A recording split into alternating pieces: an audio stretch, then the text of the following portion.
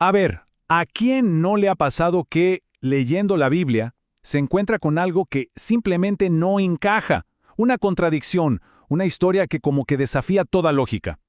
Si esto suena familiar, bueno, no es algo que le pase a una sola persona. Hoy vamos a desentrañar estos misterios y vamos a descubrir que la clave no está tanto en el texto, sino en cómo lo leemos. Imaginen esto, un hombre que pasó toda su vida angustiado por un detalle del arca de Noé. Si solo había una pareja de cada animal y la paloma hembra nunca volvió, ¿cómo siguió la especie? Esta pregunta, que suena casi como un chiste, nos lleva directo al corazón de un dilema mucho más grande. Es que esta no es una pregunta nueva, para nada. Muchísima gente se topa con pasajes que, si uno los lee al pie de la letra, suenan absurdos.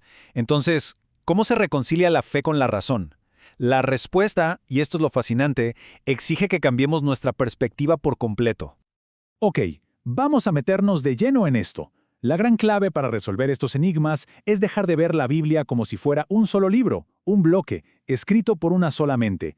Hay que empezar a verla como lo que realmente es, una antigua y muy compleja biblioteca. Los especialistas usan un método que llaman la nueva exégesis. Y créanme, esto cambia por completo las reglas del juego. En lugar de solo preguntar ¿qué dice el texto?, la investigación va mucho más allá.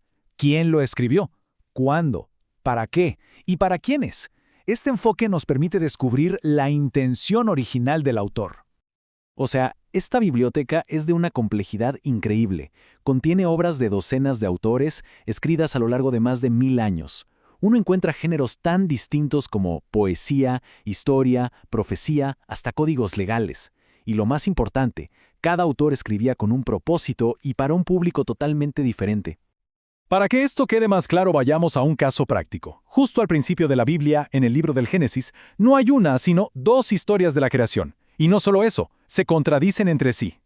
La contradicción salta a la vista. En Génesis 1, el orden es plantas, luego los animales y al final el hombre y la mujer creados juntos. Pero, un momento, pasamos a Génesis 2 y el orden se invierte. Primero se crea al hombre, luego las plantas, después los animales y por último, la mujer es creada a partir del hombre. ¿Cómo puede ser?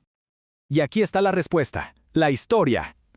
Estos dos relatos fueron escritos con 400 años de diferencia, por autores distintos. De hecho, el segundo relato que leemos, el de Génesis 2, es en realidad el más antiguo.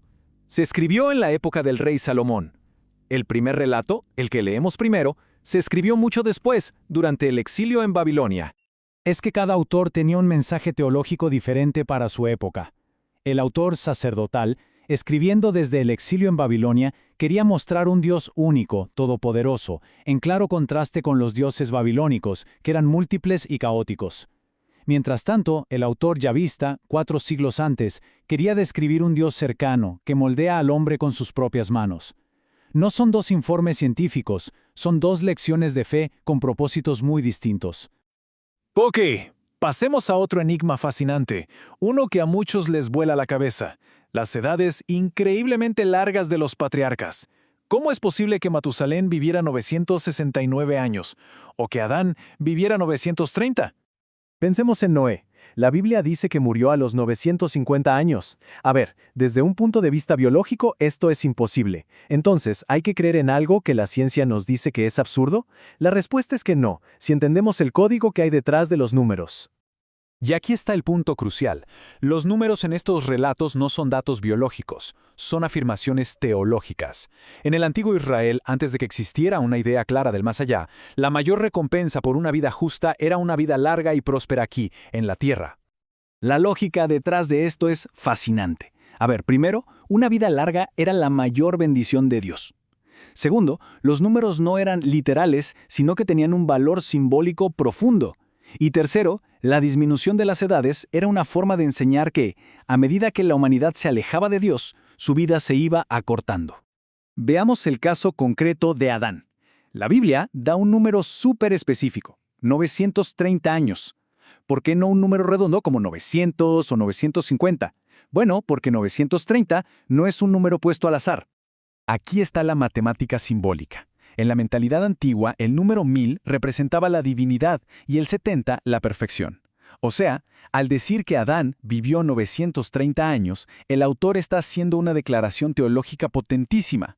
Por su pecado, a Adán se le restó la perfección y no pudo alcanzar la plenitud de la vida divina. Es un mensaje sobre las consecuencias del pecado, no sobre su edad real.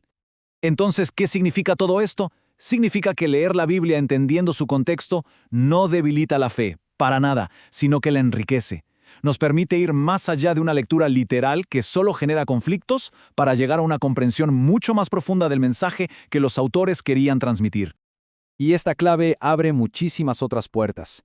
Explica por qué a veces las divisiones de capítulos y versículos parecen arbitrarias, fueron añadidas siglos después, o cómo un mismo versículo puede contener fragmentos de diferentes épocas que un editor posterior fusionó.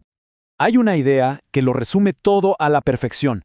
El rigor intelectual no es enemigo de la fe. Todo lo contrario, es una herramienta que nos permite comprender nuestras creencias de una forma más profunda y, por lo tanto, vivirlas de una manera más auténtica y poderosa. Al final, después de analizar los textos, entender sus contextos y descifrar sus símbolos, llegamos al verdadero desafío. La Biblia, vista como esta biblioteca tan rica y compleja, no solo nos invita a entenderla, nos reta a tomar su mensaje atemporal sobre Dios y la humanidad y a decidir cómo vivirlo en nuestro propio tiempo.